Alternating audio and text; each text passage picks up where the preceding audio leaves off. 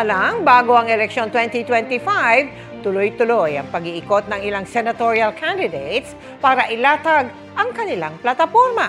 Nakatutok si Salima Refran.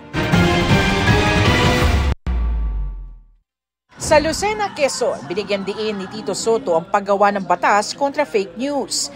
Ipaglalaban daw ni Senator Francis Tolentino ang West Philippine Sea.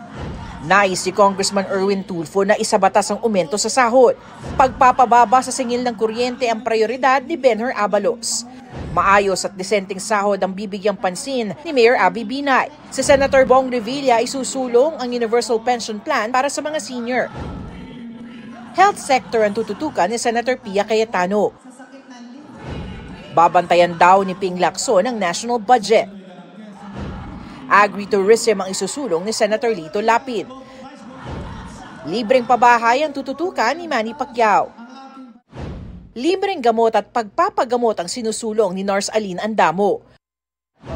Suportado ni Bam Aquino ang pagtatayo ng Polytechnic University sa Paqui, Laguna.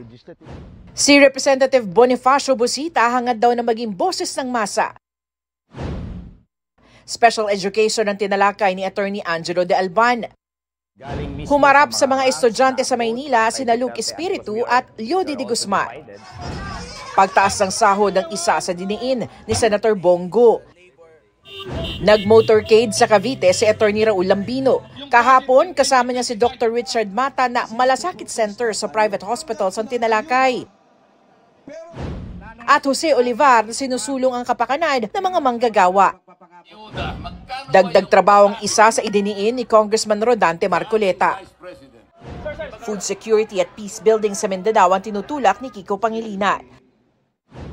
Paalala ni Ariel Querubin, maging matalino sa pagpili ng iboboto.